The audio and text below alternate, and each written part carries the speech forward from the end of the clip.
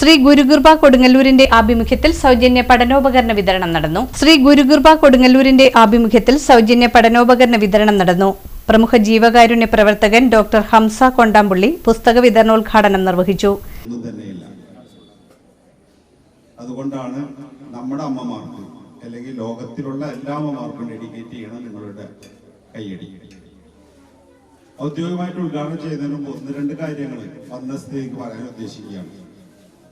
എന്തുകൊണ്ട് അമ്മമാരെ കയ്യടിയിലൂടെ അല്ലെങ്കിൽ അമ്മമാരെ പ്രോത്സാഹനം ചെയ്യണമെന്ന് പറയുന്നതിന്റെ കാരണം, എത്രയോ പ്രയാസപ്പെടുന്ന വേറൊരു ജീവി അമ്മ അല്ലാതെ വേറെ ഇല്ല എന്നുള്ളതാണ്. അവരനുഭവിക്കുന്ന പ്രയാസം, അവരനുഭവിക്കുന്ന വേദന, അവരുടെ സങ്കടങ്ങൾ, അവരുടെ സന്തോഷങ്ങളെല്ലാം അമ്മയെപ്പോലെ അത്രക്ക് വലുതായിട്ടൊന്നുമില്ല എന്ന് എനിക്ക് തോന്നിയിട്ടുണ്ട്. ഇത് പറയാൻ കാരണം എന്താ വെച്ചാൽ എന്റെ ജീവിതാനുഭവം. 1-2 കാര്യങ്ങൾ പറയാനല്ല, ഞാൻ പറയാൻ ഉദ്ദേശിച്ച കാര്യങ്ങൾ നമ്മുടെ തുടക്കത്തിലെ ആങ്കറിന്റെ പ്രസംഗത്തിൽ അക്ഷരയുടെ പ്രസംഗത്തിൽ തന്നെ 1-2 കാര്യങ്ങൾ പരാമർശിക്കുകയുണ്ടായി. അത് കഴിഞ്ഞിട്ട് നമ്മുടെ പ്രിയപ്പെട്ട അധ്യക്ഷൻ സത്യശീല സാറും നിങ്ങൾക്കൊക്കെ മനസ്സിലാവുന്ന ഭാഷയിൽ എളിമയോടുകൂടി തന്നെ അത് വളരെയധികം നിങ്ങളെ ഹൃദയത്തിലേക്ക് ആഴ്ന്ന നദിയിൽ പറയുകയുണ്ട്. അപ്പൊ അതിനെക്കുറിച്ച് ആ വശം ഞാൻ പറയാൻ ഉദ്ദേശിക്കുന്നില്ല.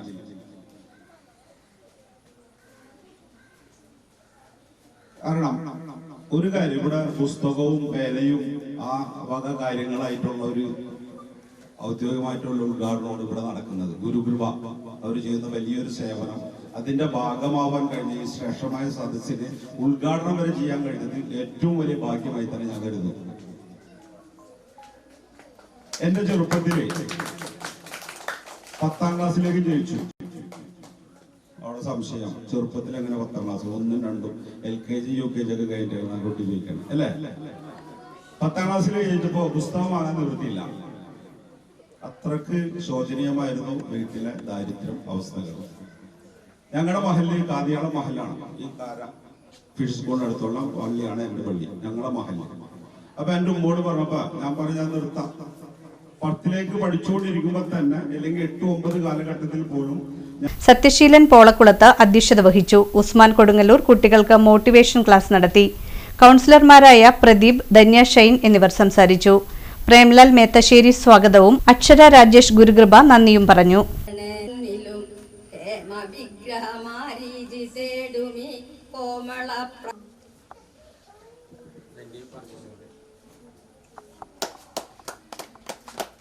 കൈയടിക്കും, നല്ലതാ. നമുക്കത് ഒരു സന്ദേശം ഒരാളെ അയക്കാൻ വേണ്ടിയിട്ട് ടൈപ്പ് ചെയ്ത് അയക്കാം. അപ്പൊ എന്താ വേണം, തന്നെ ഒരു പ്രസിന്റെ പണിയാണ് എടുക്കുന്നത് അല്ലെ, ഓഫ്സെറ്റ് പ്രസ് ആയിട്ട് മാറണത്. പിന്നെ നമ്മള് ബാങ്കിന്റെ ഇടപാട് നടത്തും ഇല്ലേ? പ്രദീപ് എനിക്ക് ഗൂഗിൾ പേ ചെയ്തിട്ടില്ല, ചെയ്യുന്നുണ്ട്.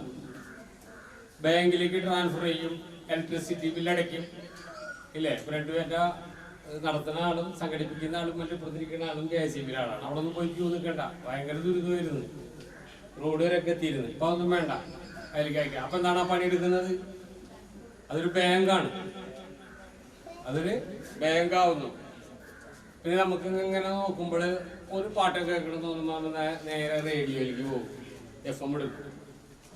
അപ്പൊ അത് റേഡിയോ ആവുകയാണ്. ഈ മൊബൈല് വീണ്ടും മറ്റൊരു അവതാരമായിട്ടുള്ള റേഡിയോ ആവുകയാണ്.